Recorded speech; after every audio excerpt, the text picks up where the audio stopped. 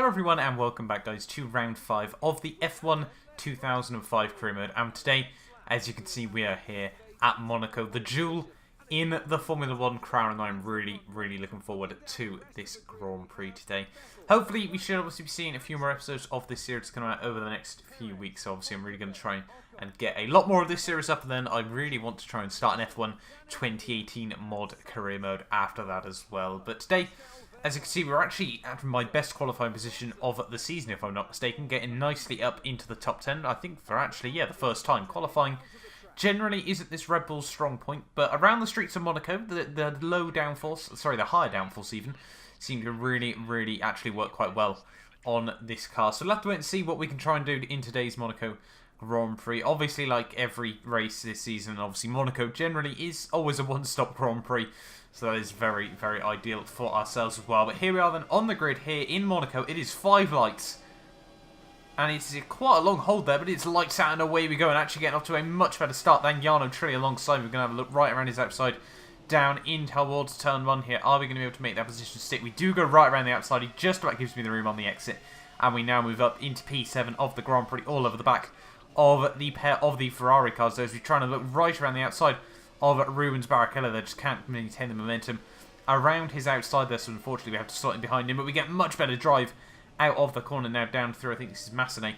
We do move up now into P6 of the Grand Prix there, so 2 places made up off the start of that Grand Prix there. Very ideal, and especially obviously around Monaco, we really need to try and pounce on those opportunities when they do arise. A little bit of a bottleneck through the lowest hairpin there, as unfortunately a few cars, for some reason these F1 2005 cars do tend to struggle with the turn-in round there. And now as you can see on the end of lap 1 though, Kimi Räikkönen sets the fastest lap of the Grand Prix there. He's already got a good couple of second margin to his teammate behind there. So Kimi certainly is a man on a mission today. He really needs to try and defend his championship lead there. And now on to lap 5, as you can see the Monaco rhythm really had started to settle in. We were stuck behind Michael Schumacher, obviously the 7-time Formula 1 world champion. Obviously we're hoping we could really try and pounce on him as soon as we possibly could. But you can see on lap 6 though, still all over the back of the German in his Ferraris. We now break down in towards the chicane here. We're going to see what we can do here.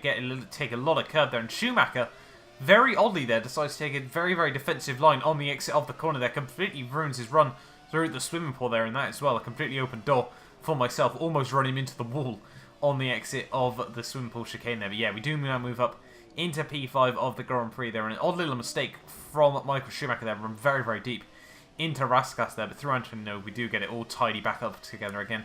And now we've only got the Renaults and the McLarens ahead of me in this Grand Prix as we move on to lap 7 of this race. On the end of lap 7 of the pit stop window had now opened up, and I think that's Kimi Räikkönen and Fernando Alonso that have both dived into the pit lane here, and so it was absolutely crucial for myself, Fisichella and Montoya there, as he actually sits fastest lap of the Grand Prix, that we really try and push over these next few laps. Hopefully, you know, try and see if all their teammates have been caught up in the dirty air. And now onto lap 9, you can see we're all actually on the same sort of wavelength here. We're all trying to stay out for as long as we possibly can in this Grand Prix, but Montoya dives into the pits, Fisichella dives into the pits there as well, so both of them struggling a little bit more than myself at this stage of the Grand Prix. I think Barrichello also dived in the pits from behind me there, as we actually set the fastest lap of the Grand Prix here. So clearly we have actually got the pace in this Red Bull car at this stage of the day. And you can see Räikkönen actually did come out for P2 in the race. Jenson Button was now up into P3 there, so he was the top of the guys that still hadn't pit, obviously excluding myself. You can see on the mini-map though, Räikkönen, well, he's just been in a completely different league so far this Grand Prix weekend. He's dominated qualifying, he's dominating this race at the early stages, but we now go on to a fresh set of tyres here, and it's going to be interesting to see where we do come out there. There's Jenson Button coming down the front pit straight here, and I think, yeah, he's going to move past us. Alonso is going to reclaim that place as well. We're going to be with Fisichella though, but we are going to be able to jump the Renault driver there. So that has worked out really well for myself there. Montoya has also fallen back even more. Not really too sure what has happened to him in this Grand Prix. Yeah, this has really worked out quite nicely for myself there, but we need to try and get all over the back of Fernando Alonso, you know, whilst we've got the golden opportunity here. Jenson Button obviously hasn't dived in yet. Now he dives into the pits as we are now all over the back of Fernando here, and it was crucial, you know, that we got close to him before obviously Jenson came to the pits, and hopefully try and make sure that Fernando just cannot run away from me in the latter stages of this Grand Prix. Still 8 laps to go of this Monaco Grand Prix. And it's been quite an exciting race so far. You know, it hasn't just been the normal procession that we see around this circuit. There has been a good few overtakes being made, most notably, obviously, by myself in this Grand Prix. The AI do tend to struggle around this circuit, but we're still all over the back of Fernando as we come through the first couple of sectors there, whacking the curbs, actually running into the back of Fernando there as well. Luckily we didn't actually pick up any damage from that one, but yeah, warning for collision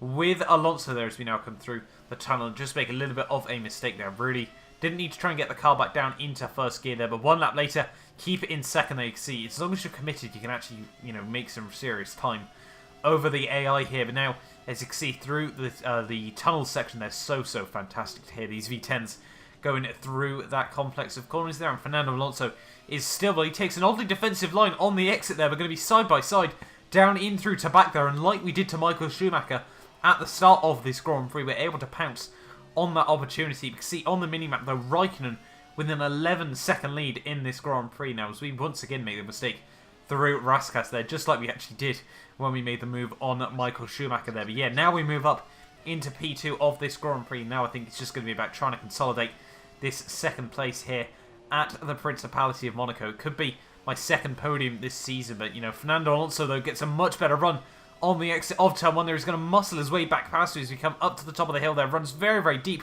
We're going to try and get back to the outside through the next corner there. Once again, 3 switchback moves made there, and we somehow do hold on to P2 in the Grand Prix there. So it's just as I was starting to talk about trying to solidify this P2, Fernando Alonso is certainly not done with this position just yet there. And so fantastic, you know, that we were actually able to make a good few couple of overtakes there on each other.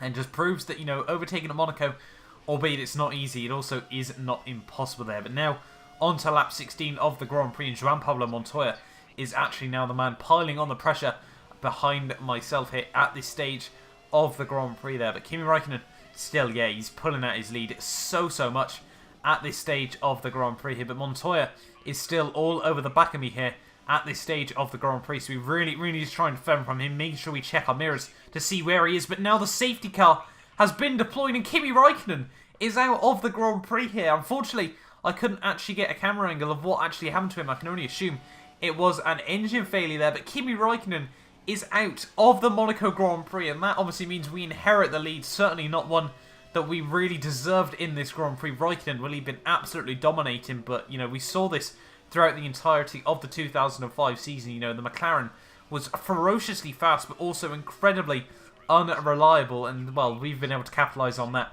once more in this series there, as we now find ourselves in, well, one of the best positions in Monaco, right behind the safety car. I think it's probably the nicest way to describe it. You know, we don't need to push, don't need to risk hitting a wall, and we can just sit behind the safety car. And this is actually, no word of a lie, the first time I've actually been first in a safety car queue on F1 2017. I've actually been listening to how good that Mercedes sounds under the pit, under the safety car there. It sounds really, you know, meaty with that V8 there. But now the safety car is peeling back into the pits, and we need to control the pace. 2 laps to go of this Monaco Grand Prix. Could we do the impossible here and take home the race victory? We'll have to wait and see. It's green flag racing. We're going to floor it out of Anthony Nogue there, lose the back end absolutely massively there, and already we're going to be under pressure from Montoya there. He's going to have a look round the outside on the run to turn 1 there. We're going to be very defensive though, almost squeeze him into the wall there. Montoya unfortunately loses out big style from that. I think Giancarlo Fisichella is going to try and look past him as they're side by side up the hill here, which works fantastically for me because we can really just try and break away through these next couple of corners. And yeah, Fisichella does actually make that move stick there, now up into P2 of the Grand Prix there. So Montoya went from, well, looking like the race victory was on the cards there through the first, up towards turn 1 there, and now he finds himself defending the podium there, but we dink the front wing as we go through the hairpin section. Unfortunately, you know, just with the way the crank lock works on these F105 cars makes it very tough to try and haul the car through that complex of corners there. But we are, you know, we've got 1 lap to go of this Grand Prix. There is no way, you know, we're going to really try and risk this all too much. You know, no way. It would be ridiculous if we decided to pit due to the front wing damage, but it wouldn't surprise me if that was something the AI were willing to do in this series. But on now to the final lap of the Grand Prix here in Monaco. Fisichella dropped back a little bit there, got caught up once more in a battle with João Pablo Montoya, and through Raskas one final time in this Monaco Grand Prix, up through the final corner. We're going to come out of Anthony Nogue. We're going to win the Monaco Grand Prix from 7th place on the grid there, and what an incredible race that really was. You know, such a shock victory there, obviously. But, you know, we were able to fight our way through the cars. We got a little bit lucky with the way the pit stops work, and obviously Kimi Räikkönen with that engine failure. You know, it was looking like he was going to pull a big margin out over the other drivers in the championship there, but unfortunately that engine failure for him could really cost him in the championship there. But we come through, as I said, to win the Monaco Grand Prix from P7 on the grid. It certainly wasn't the easiest Grand Prix on the whole, but our second race victory of the season there. I think it's only Kimi Räikkönen that's actually won 2 Grand Prix as well this season there, so we are certainly very happy with that result. We were able to keep the McLaren/Red Bull domination. Well, I say domination, you know, we've had 2 race victories, and I think we've only actually scored points one more time in this season there, but that was certainly exactly what we needed from the Monaco Grand Prix. Get myself back up into the points, and what a way to do so there. And yeah, just really happy. Lifting the Monaco Grand Prix trophy, that'll go nicely next to the Malaysian GP1 that we were able to take home just a few weeks back. But yeah, certainly a shock race victory there for myself in the end, but certainly one that we will take almost... who was it back in 1996, I think it was, Olivier Panis, wasn't it, that was able to take a shock victory from P14. Not quite that carnage-ensued Grand Prix, but still certainly not an easy one on the whole there. But overall then, looking at the end of that race, obviously we were able to come through from P8 actually on the grid. It was even lower down. I forgot we obviously jumped Jarno Trulli off the start there, but Giancarlo Fisichella came through for P2 there. A very good job by him. João Pablo Montoya third. Rubens Barrichello doing a very good job for Ferrari, coming through ahead of Fernando Alonso. Michael Schumacher, the only, well, him and Mark Webber, the only drivers in the top 10 to actually stay where they started there. But in the drivers' standings then, João Pablo Montoya, with that finish over his teammate Kimi Räikkönen, takes the lead of the Drivers' Championship there by just 2 points over Kimi Räikkönen, and 31-29. Giancarlo Fisichella, 6 points off the championship leader there, and obviously after that race victory, we jumped massively back up to P4 on 23 points. Fernando Alonso and Rubens Barrichello actually tied as well on for P5 with 21 points, which means 6 drivers at this stage of the season are still all within, well, obviously if the final race was next weekend, they'd still obviously have a chance to win the title there. Jarno Trulli just missing out, and then Michael Schumacher a little bit further down. But McLaren are still running away at the top of the drivers' standings there. They've basically now got a 1-2 race victory over Renault there, 62-46 there. Renault, Ferrari even are in P3 on 32 with myself. Red Bull tied with Toyota there for P4 with 25 points. Williams are in P5 there, and Honda with Jenson Button actually take home their first points paying position of the season there, which means obviously they are now ahead, safely and securely ahead of Jordan, Minardi and Sauber. But hopefully, you guys have enjoyed this video. Do not forget to like and subscribe if you want to see more of my F1 2005 mod career mode, and I will see you guys next time out at the Azerbaijan, otherwise known as the European Grand Prix.